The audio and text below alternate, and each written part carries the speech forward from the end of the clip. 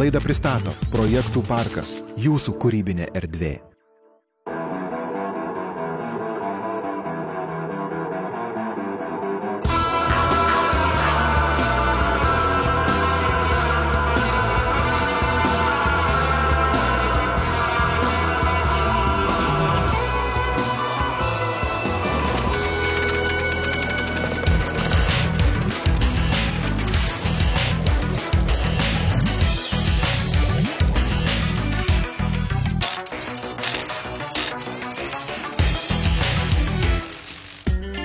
Sveiki, pirmosios paprastai apie sudėtingus laidos žiūrovai. Kaip jau supratote, mes čia smagiai ir paprastai šnekėsimės apie sudėtingus, su mokslu susijusius dalykus.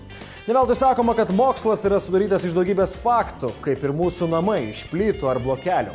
Mes pasistengsime, kad šioje laidoje kiekvienas faktas virstų tarsi plyta jūsų rankose, kurią galėsite pritrenkti savo draugą, kaimyną, bendradarbį, žmoną ar vyrą. Laidos komanda aiškinsis ir demonstruos jums daug naudingų ir nelabai naudingų, bet tikrai įdomių dalykų. Ir pirmoji staigmena jums aiškiai savo mintis dėstanti žavioji Gabrielė. Sveiki, mėlieji.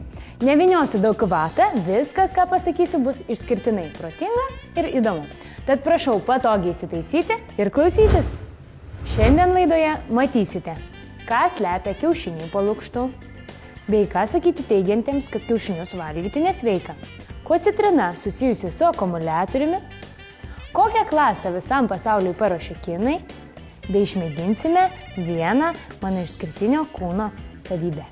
Štai, prašom, viską matote patys. Laidos kūrybinė komanda pasidalino į dvi dalis. Vieni sako, kad šios laidos didžiausia staigmena yra Gabrielė.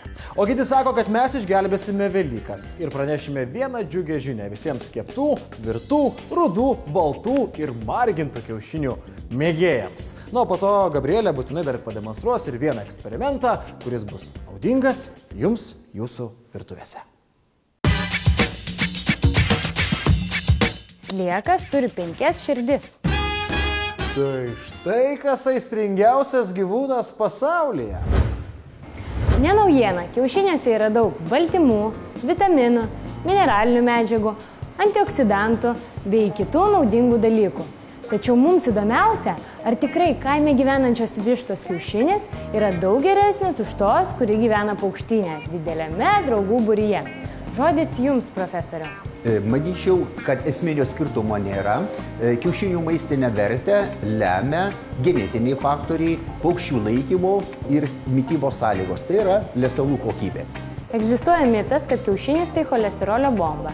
Tai tiesa? Paskutinių 50-70 metų laikotarpyje cholesterolio koncentracija kiaušinėje sumažėjo. Ir kaip jūs žinote, cholesterolis tai yra tam tikra statybinė medžiaga.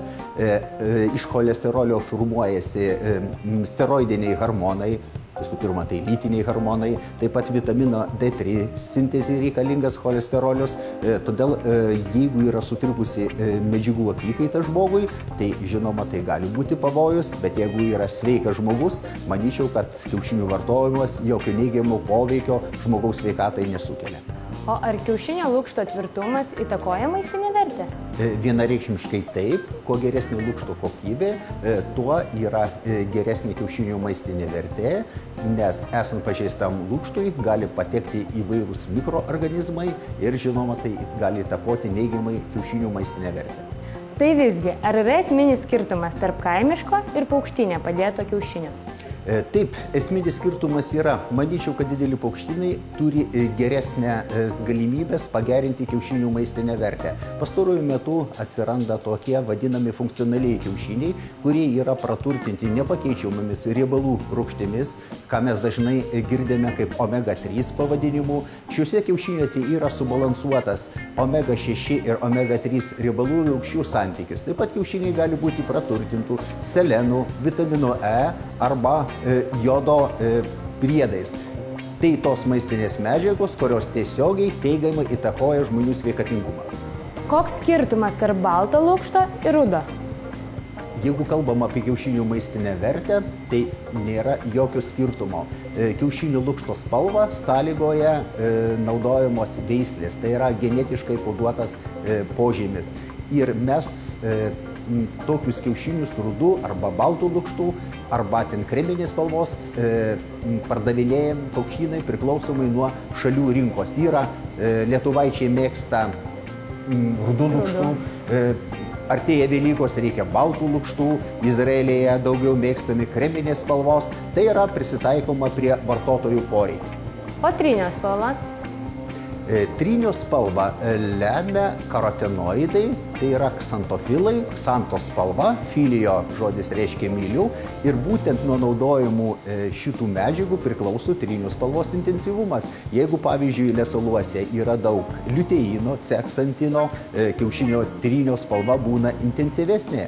Ir tie pigmentai gali būti naudojami ir natūralūs, gali būti naudojami ir sintetiniai. Tai norima trynio spalvos intensyvumą galima išgauti naudojant šitas medžiagas, kurios vis dėlto yra svarbios žmonių sveikatingumui. Tai yra vitamino A provitaminai, karotenoidai ir turi tiesioginę įtaką, pavyzdžiui, žmonių regėjimo funkcijai. Liuteinas yra ir kiaušiniuose, yra ir maisto papilduose. Tai manyčiau, kad valgydami kiaušinį galėtume gauti daugiau maistinių medžiagų, negu vartojant papildą, kuriame vien tik tai yra liuteino. Tai visgi, kodėl kaimiško kiaušinio trynys būna ryškesnis? Tai būna daugiau vasaros laikotarpiu, kada vištaitė 1 ar 10 ar 15 vaikšto po gražią žalę pievą, lesa žolę ir gauna tų karotenoidų. O žiemos laikotarpiu jau yra sudėtingiau. Tuo tarpu paukštynuose tokius dalykus galime subalansuoti pagal norimą poreikį gauti trynio spalvos intensyvumo. Taip jau yra nusistovėję, kad mylime ir perkame akimis ir tą trynio spalvą mes tiesiog pritaikome prie vartotojo noro ir jo poreikio. Ačiū Jums, profesoriau.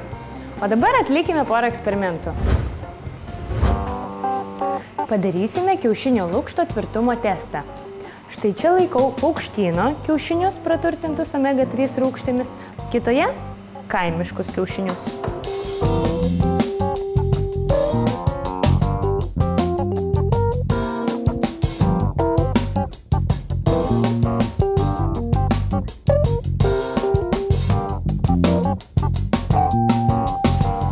Taigi, išvada.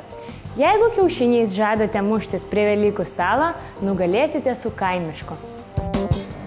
O dabar antras raundas. Ištirkime kiaušinio sudėtį. Štai šis prietaisas per kelias sekundės išmatuoja kiaušinio baltymo kokybę, kuri matuojama HAFO vienetais. Kiaušinis kokybiškas, jeigu siekia 75 HAFO. Akivaizdu, kad kaimiškas nuo paukštyne padėto kiaušinio skiriasi labai nedaug.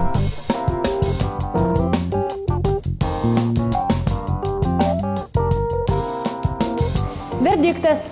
Stipruolis kaimietis nedaug geresnis maistinė verte už paukštinę padėtą kiaušinuką. Taigi, kad jau galime nebijodami cholesterolio valgyti kiaušinius, pats laikas į šaldytuvą. Bet ką daryti, jei nežinote, ar kiaušinis šaldytuvo durelėse jau išvirtas, ar vis dar žalias? Virtas ar žalias, štai kur klausimas. Ramiai, žiūrėkit. Įmame 2 kiaušinius, švelniai dedame juos ant stalo, tada pasiemame plaktuką ir... Juokauju, ašgi nekvaila, tiesiog juos pasukite.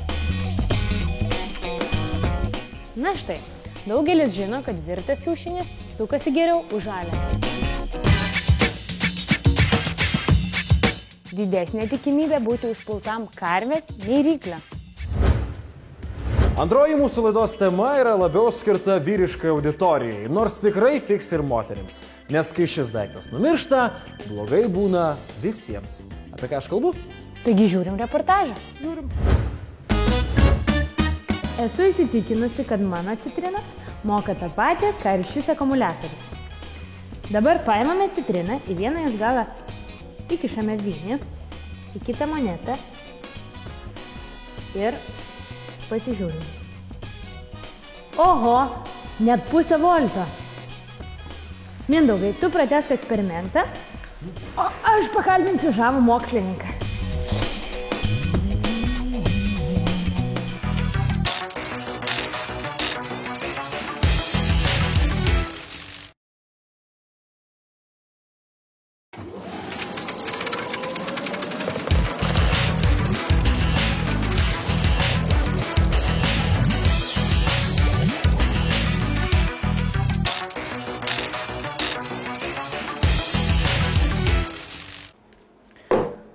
Dieve, koks sunkus. Gerai. Profesoriau, ką galite papasakoti apie šį daiktą? Na, čia yra rūgštinis akumuliatorius, kuris dažniausiai naudojamas automobiliuose. Tačiau, norint kalbėti apie šį energijos šaltinį, visų pirma, norėtųsi grįžti į istoriją. Pirmasis elementą, energijos šaltinį, sukūrė italų mokslininkas Aleksandras Volta. Na, tai buvo 1800 metais. Vėliau, po 60 metų, tas Voltos elementas buvo patobulintas Georges Laclanché, prancūzų mokslininkas. Ir čia jau du elektrodai, tie buvo talpinami į aliuminio arba cinko chlorido. Ir elektrodai buvo vienas grafitas, kitas cinkas. Tarp jų vykdavo cheminė reakcija ir reakcijos produktas, tai yra krūvininkų perskirstymas toj sistemoje ir dėl būtent cheminės reakcijos energija ta virsdavo jau elektros energija. Vėliau atsirado būtent rūgštiniai akumuliatoriai ir, galima čia paminėti galbūt ir šarminiai. Tačiau rūgštinių akumuliatorių konstrukcijose tai yra tokie pagrindiniai konstrukciniai elementai. Tai yra du elektrodai. Vienas elektrodas yra švino, kitas elektrodas yra švino dioksido ir jie yra patalpinti į indą, kuriame yra sieros rūgštis. Vėlgi sieros rūgštis reaguoja su elektrodais ir reakcijos produktas tai yra susidaręs potencialų skirtumas tarp elektrodų. Ir jeigu uždarysime grandinę, padarysim uždarą grandinę, ta grandinė tekės elektros srovė. O koks skirtumas yra tarp kietakūnių ir rūgštinių akumuliatorių? Na, visi akumuliatoriai gali būti būtent charakterizuoti trim parametrais. Tai savitoji energinė talpa, toliau akumuliuoto krūvininko saugojimo laikas ir įkrovimo-iškrovimo skaičius. Tai rūgštinio akumuliatorius, tą, kuris taip sunkiai atnešėt, jeigu jo energinė talpa yra 60 ampervalandžių, tai savitoji būtų, maždaug į sverą 15 kg, taip, tai savitoji energinė talpa būtų tik 4 ampervalandės kilogramai. Nagi, kietakūnių akumuliatorių, taip vadinamų superjoninių akumuliatorių, savitoji energinė talpa siekia nuo 400 iki 600 ampervalandžių kilogramui. Toliau saugojimo laikas. Saugojimo laikas superjoninių akumuliatorių maždaug yra toks. Po 20 metų jis praranda apie 12% energinės talpos. Šitie rūgštiniai akumuliatoriai jau faktiškai po 5 metų jie tampa netinkami naudojimui. Na, toliau dėl įkrovimo-iškrovimo skaičiaus. Tai superjoninių akumuliatorių ar kietakūnių akumuliatorių, ten faktiškai iškrovimo skaičius yra ne itin ribojamas, jeigu jų saugojimo laikas yra toks ilgas. Na, o palyginus su rūgštiniu akumuliatoriumi, tai maždaug apie 5 kartus dar galima tą dalyką kartoti. Tai yra įkrovimo skaičių. Mano kolega Mindaugas šiuo metu studijoje daro eksperimentą. Kaip manot, ar jam pavyks kelių citrinų pagalba uždegti lemputę? Na, kaip žinia, citrinos turi savyje daug rūgšties. Vėlgi, jeigu ta lemputė bus nereikalaujanti daug galios, tai vaizdžiai panardinės laidus, kurie pririnkti prie lemputės, į citriną, vyks reakcija tarp citrinos rūgšties ir tų laidelių, kurie bus atitinkamai elektrodai. Ir jeigu tai bus pakankamai tos sukurtos srovės, tai lemputė vaizdžiai degs. Ačiū Jums labai, profesoriau, mes grįžtame pas Mindaugą į studiją.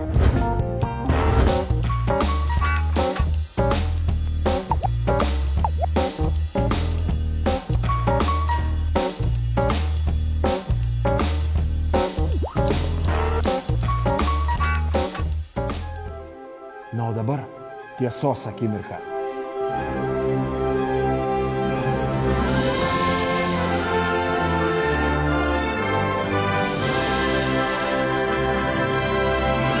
Nors aš asmeniškai tikrai netikėjau, kad tai gali veikti, bet štai 6 citrinos ir lemputė kuo puikiausiai šviečia. Jeigu jūs dar bent šiek tiek abejojate, tai šį eksperimentą be vargo galite pasidaryti namuose. Mums užteko įrodymų, kad 6 citrinos gali įžiebti lemputę. Pats laikas įsiaiškinti, kokie dar vaisiai gali turėti elektros. Mes turime obuolį, apelsiną, žaliąją citriną arba laimą ir taip pat kivį. Pasižiūrėkime, kaip seksis jiems.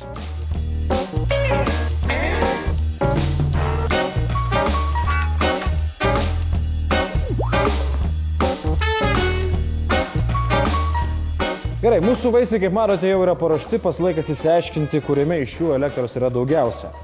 Taip, pasižiūrim ir mūsų didenybė obuolys turi savyje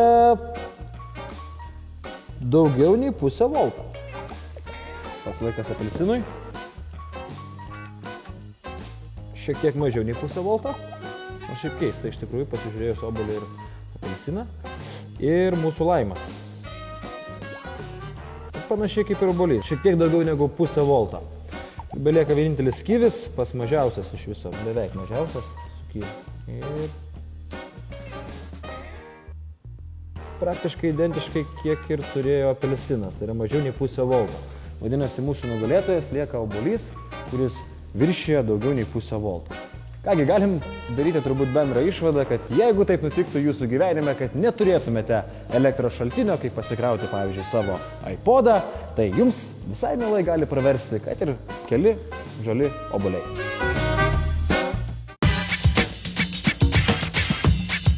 Venera yra vienintelė Saulės sistemos planeta, kuri sukasi prieš laikrodžio rodyklę. Tas moteris. Kita rimta tema šiandien yra maistas. Sakoma, kada mes mokomės valgyti lazdelėmis, sunku galvoti apie ką nors kitą. Retai kyla klausimas, kodėl lazdelės, o gal reikėtų klausti, už ką?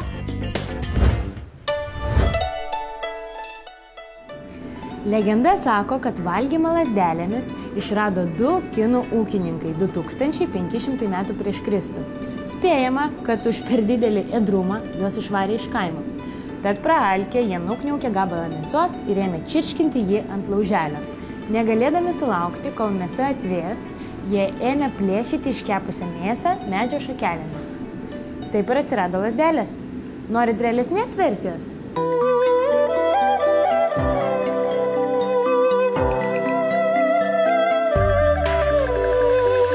Labiausiai įtikina ta, kad kadaise, kai maistas buvo verdamas pusiai kaimo vienu metu, iš didžiulio katilo maistą traukdavo 2 dideliais pagaliais. Tokius pat, tik mažesnius, žmonės pasidarė ir savo.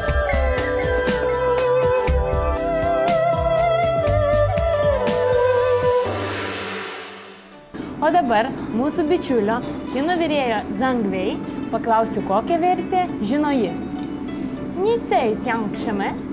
从前有2个人在树下吃烤肉，用手拿非常烫，于是在树上撅2个小棍儿，搞2个小棍儿来夹。从此以后，人们就用筷子来夹，就发明了筷子。 Viskas taip ir buvo, kaip ir sakiau. O ar žinote, kad vien tik tai Kinijoje per metus sunaudojama 45 milijardai vienkartinių lazdelių? Tai yra beveik 2 milijonai kubinių metrų medienos, arba dar kitaip 25 milijonai medžio. Beje, valgymas lazdelėmis gerina rankų motoriką ir taip pat gerina smegenų darbą. Gal dėl to rytiečiai mus dažniausiai lenkia mokslo srityje. Apie trečdalį Žemės sausumos sudaro dykumos. Didžiausia iš jų – Sacharos dykuma, užimanti apie 9 milijonus kvadratinių kilometrų ploto. Tai yra gerokai daugiau negu visa Lietuva. Žmonės, Lietuva tikrai puikiai šalis.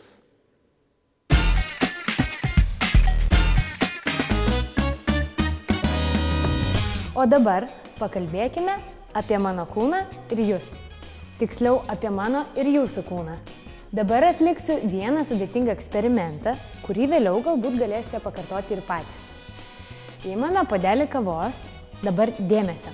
Viena ranka užsikemšame nosį ir tuo pat metu ragaujame gurkštį kavos. Štai, nejaučiant kvapo, beveik nesijaučia ir kavos skonio. O dabar išgersiu kavos neužsikimšusi nosies. Puiku, skonis ir kvapas puikiausiai jaučiasi.